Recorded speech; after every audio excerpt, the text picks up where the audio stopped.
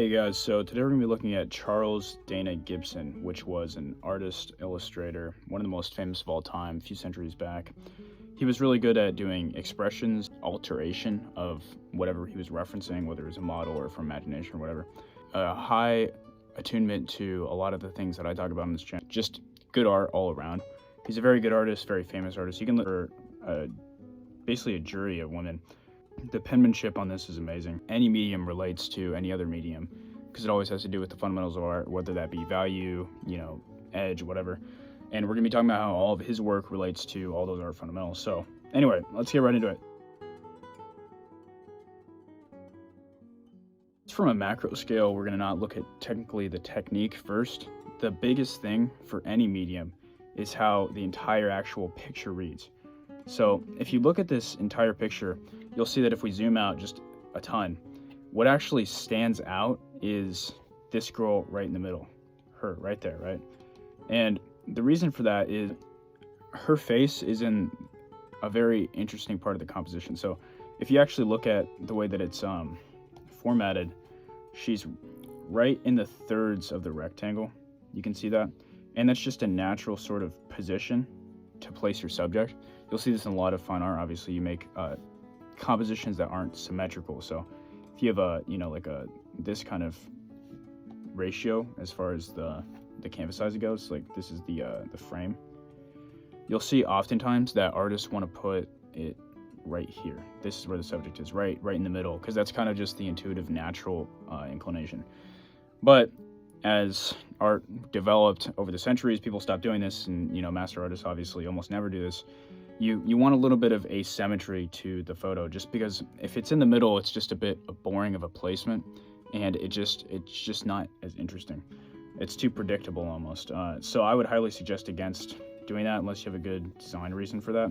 And Dana Gibson, of course, didn't do that. So you see this interesting asymmetrical composition already. And secondarily, you have this girl, which is what you look at first. And that's interesting, not only because of the placement in the figure, but it's actually a value construction that's pushing this entire thing. So you'll see that you don't look at her first, right? You don't look at her first. Now, what's the reason for that, right? The reason for that is, first of all, they're in the outskirts of the composition, like we were talking. If you have an actual rectangle, you're not going to want to look towards the edge. Stuffing a portrait in either corner, it's just going to look awkward, and it's not going to really make a whole lot of sense. It's kind of like if you're writing a novel and you made the climax at the very beginning or the very end of the book. It just wouldn't really make that much intuitive sense. So it's really much more important to have that asymmetrical composition and then place the supplementary parts of your subject in the peripheral elements of the composition. And you'll see that, of course, Charles Dana Gibson did that as well. He did this vignette too, which is almost like a reverse vignette. And you can see that really what a vignette is that you're either darkening all the values in a consistent manner, so all the values are coming down, almost like if you have a value scale where it's really dark and then it goes to lighter. What you're doing is that you're just pushing everything down, all the values down, so all the light sections go down, all the dark sections go down very evenly, kind of like you're taking the brightness down on your phone. Or you can do it the opposite, right? So he did kind of a reverse vignette right here around the subject here, and you can see that he did that by just really suggesting everything. He used a much lighter stroke, and it just lightened all the values right here. And what that does subconsciously is that you're basically telling your viewer subconsciously that what is important is not that. So that's what you do a lot in painting, is that and any form of any visual art, is that you're trying to suggest what is important, what isn't important. And if you're trying to make too many things important at the same time, it's going to cause visual confusion for your viewer. Your viewer's going to get dismayed and just not be interested, because that's just not the way that the subconscious likes to take in visual art as a design for a design sake, right? So you don't also have to do this vignette thing. That's a very common technique, but you can also do it in the way that he did here, where you have a lot of rendering, but the values are almost all mid-tones. So you can see, like in this shirt right here, the value is pretty much a mid-tone. In the background, it's a mid-tone. You have a little bit of darkness right here in the hair, but it's not quite as dark as right here. So this is actually a good technique. You can see he used more of a wash, I almost want to say, like this. he didn't actually ink it with the darkest ink pen that he had. And you can do this in oil painting, of course, too. It's much easier that way because you're not dealing with things that are inherently a super dark value. But he used the darkest value right on the subject, and that really pushes the interest into the image.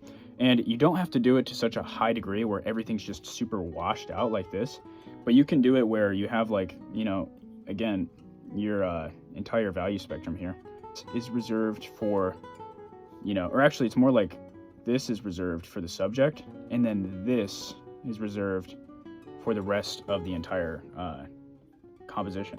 And I know that looks subtle, like you know, the difference between that and the bottom of the value scale is just super subtle. I mean, it's just like just a one step down in black, but it makes such a difference. So this is a really important thing to keep in mind.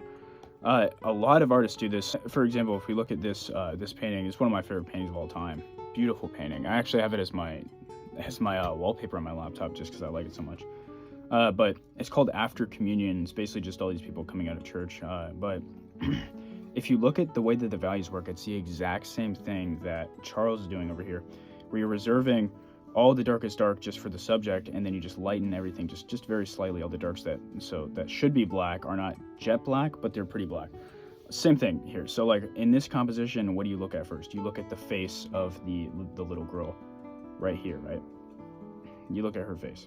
Versus you're not going to look at this lady, even though she is in black, right? And even though this guy is in black, they're almost like secondary figures. And the reason for that is not only the placement in the composition, which makes it feel more visually important, because it's towards, you know, one of those thirds or one towards the middle. It's not in the edge, the corner like these. But you have this really rich black, which is just so artfully used, right? And it's in the hair, it's in the eyes, it's in, you know, the cross here, it's in, you know, it's in the little band on her neck. It's even in this clothing right here. So you don't have to, it doesn't have to be directly right near the face, you know, you don't have to think about it like that, that much, right?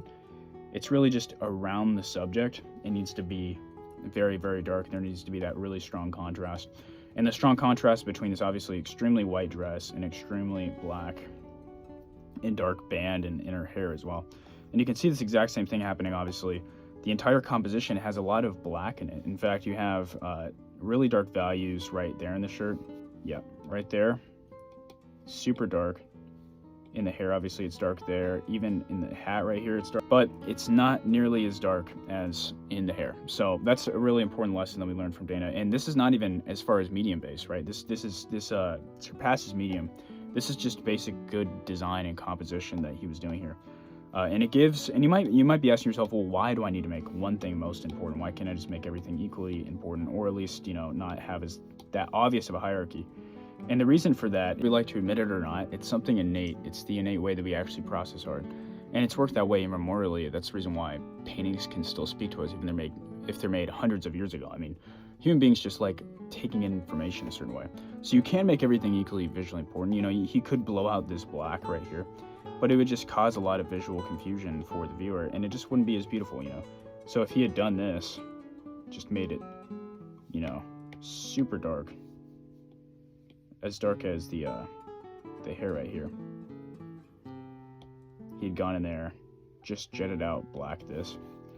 Do you see the visual confusion that it actually creates for the composition? She still feels very important, but it's kind of, it's fighting between these two, right? And it's so much better when you do it like that. And it's just so subtle. It's such a masterful technique. You see so many painters and artists do this. But anyway, another thing you see with this value structure is that you'd think that you would actually want to look at this woman. She's kind of like a secondary figure in this environment, but the reason why you don't look at her as much as her is because the light section, the actual contrast of her face, is not framed. So what do I mean by that? If you look at the value structure, if you just do like a basic sketch here, you have a white block, which takes up this area. And then you have this dark shape, which you don't have to read perfectly. You can just kind of make an abstraction of it. And then you have, obviously, like the neck here. And then if we fill those in. So if you look at these two, just side by side, without even considering really this image at all, you can see that actually this one looks a little bit more visually attractive, especially if we start blowing out the values like he did here. you just really darken that, right? It's just going to look so much more visually important because this light shape right here is not exposed to the open air like it actually is in this example. Here, the face doesn't feel really as important because it's not framed, versus here it's framed, right? And this framing was very intentional. I mean, all this stuff is super intentional, and none of this is just a mistake, you know? That would be absurd to think. But always consider that when you're thinking about your composition, you know, which figures do you want the viewer to look at? Which figures do you not want the viewer to look at? You know, what's important, what isn't important? How do I communicate that through my fundamental understanding of, you know, art and all of that? It's really important. So now we're going to get into the inking techniques specifically, and less of the general value placement. Although I hope that was very useful, because that's stuff that every artist should really be thinking about, because the most important things are not medium specific. That's really like putting in the details and the highlights of the hair. It's just secondary to everything else, which is the actual fundamental understanding of how they're pulling off this design. But anyway, so let's get into the actual inking techniques. The way that he did human faces was really, really cool. And the reason why it is cool is because the medium of inking forces you to work in a very condensed value range. So what do I mean by that? If you have the value range like this, right? What inking kind of does, because of the mediums, the way that it works, it's not like a pencil where if you go light versus if you go hard, you get like these two varying amounts, right? With pens, it's just going to always be really dark. The way that you actually create a gradient is that you layer things. So like you'll just start layering it, and if you layer a bunch of pen marks, it starts building up the value, right? So because of that, it's really hard to do very subtle value shifts without working with stippling or something like that, where you can see like I'm dotting it, right? And that builds up value slowly. It's better with an actual pen on paper, obviously. But because of the way that the medium works, you're basically working in a condensed value range. And what do I mean by that? If I go like this, and I have this gradient now, the way that it actually works in inking is that you're basically working with this and kind of like that. And this whole kind of mid-tone range, you don't really work with, especially in the face.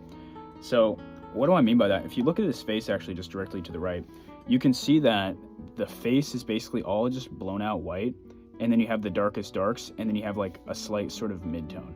But you're kind of skipping all these values. You're not using this entire range. If you were, it wouldn't be blown out white, right? And the reason why we know it's not blown out white, kind of like you would blow out a photograph, is because the darks are equally as dark. Like this is still as dark as it probably would be in real life, and this is way lighter than it would be in real life. So what you're doing is you're retaining this, but anything in this range, you kind of just put into this range. And I know that's really kind of confusing when you put it in a diagram sense, but when you start inking yourself, it's just going to make a lot of intuitive sense, and it's going to look better if you do it that way.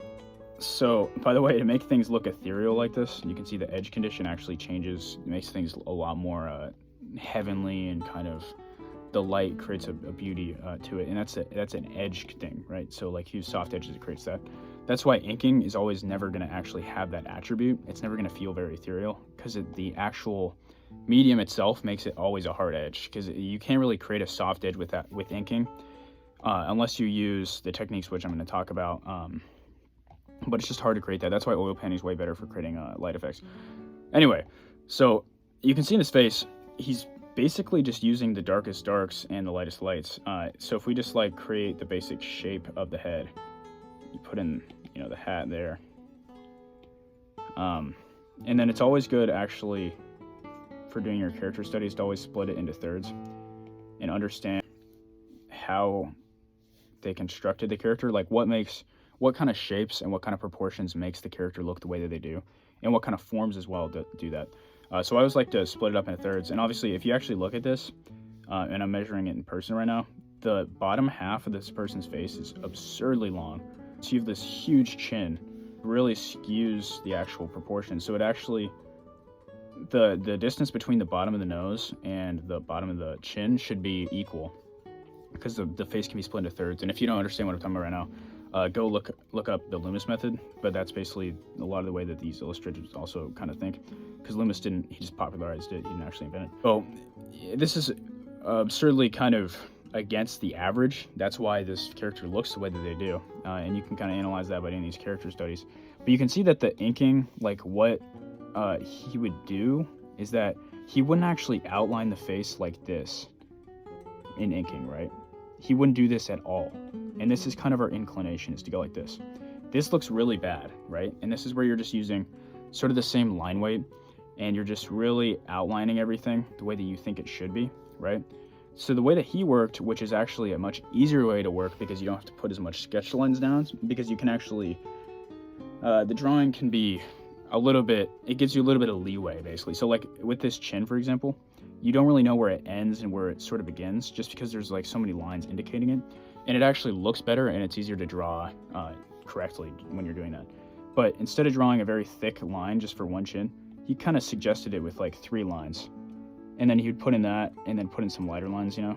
But what happens when you do multiple lines is that you actually create a soft edge. And basically, when you're looking at the form of a three-dimensionality of like an actual object, the way that you describe the lines in inking will actually determine what the edge condition seems to be like, and it'll in turn tell you, the viewer, whether it's a soft sort of object, like a round object, or if it's a hard object. So you're probably wondering, like, what the hell do you mean by that? So if I create something like this, you know that the edges are going to be very hard, right? You know that that's a hard edge, that this is a hard edge. It feels like a box, right? Versus if I actually create a cone, for example, and I go like that to like shade it, it's going to feel a lot more soft, right?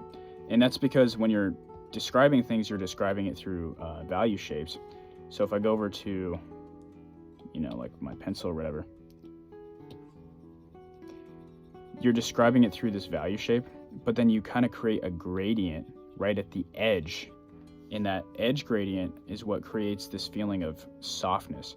Because when light is actually wrapping around a 3D object, when it's round, what happens is that there's light trying to hit here, and it can't reach all the way around to this side. That's why it's dark.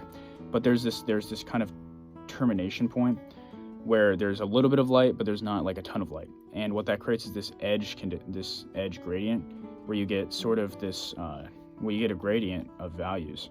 So it's light here, and then it kind of like gets darker, and you get that nice gradient, right? But it happens, all of this, where it goes from dark to light, it happens in the span of like, you know, 1 centimeter or something on the face. So that's basically all the calculus, you know, the math behind why he's working the way he is with this whole face. And that's because the rolls that this woman has, like in her face, like the facial fat, the fatty tissue, and all that, which suggests like a certain character type, of course. He's using multiple lines to suggest that. And when you're in inking and you go like this, that suggests a round form. That feels more round than this. This feels like a box, right? Like the edge of a table or something. This feels like it's a little rounder. And I know it doesn't seem like that on the microscope maybe, but if you back up, you can feel the actual roundness of the face, and it's just through that kind of that line technique. But you'll see that I know it's not just randomness, because he doesn't do that everywhere. For example, like on the nose here, he doesn't split that nose shape into multiple different lines, right? And that's because the edge of the nose is sharp, because it's not the edge of a form rolling over, like rolling over the cheek or whatever. It's actually a differentiation between here's where the nose ends and here's where the cheek begins, right? It's kind of like the edge between the face and the background or something like that. It's a hard edge versus a soft edge, right? And with the hair too, he does this thing where he doesn't actually black it out. Like, so in real life, we would see this pretty much. And then you'd see the highlights, but a big mistake in like oil painting, for example, is making the highlights way too bright. The brightness of the highlights is super subtle. It's definitely not blown out white. But in inking, again, you can blow out stuff into white because you just have the white of the page, and it looks totally fine and normal. And that's just kind of a kooky aspect of the actual medium. And you can see also just kind of a Sargent-esque looseness to this. Like even in the nose here, you just have these 3 just lines just, you know, slapped on. And you back up and you're like, oh, well, these lines actually do multiple things at once, and that's the power of his design. And really what design should strive to be is something that does multiple things at once for your artwork. So if you look at the nose right here, going like this suggests so many different things, even though it looks so simple, right? What it suggests is a current, so like a movement. So a movement can kind of be where you want your viewer to look. So if you have like a subject here, you can create all these sort of arrows that lead to the subject. And an example of this is a Solomon painting. And you'll see that you have the subject right here, obviously, and then you have all these just lines that kind of lead to the subject. And it creates this twist and this energy and this importance and something leading to another thing, you know? So he's actually subconsciously communicating that this is really important and that there's a lot of interaction between the subject and the surrounding stuff. So you can see even in the nose here, like if you use these lines correctly, you get this sort of movement around the face, which is visually interesting for the viewer. And Sargent did this all the time, and I actually noticed that so does Gibson here, where you use the contour of the face and you use the actual texture or properties of your medium to suggest that three-dimensionality of the actual subject, right? And the way that you do that is if you're thinking about how round the face is, right, you're going to kind of create a face here. You know, and you have your nose and you have your eyes, whatever, and your mouth. And what you have is this kind of movement around the face, which moves the contours through either lines or paint strokes or something like that.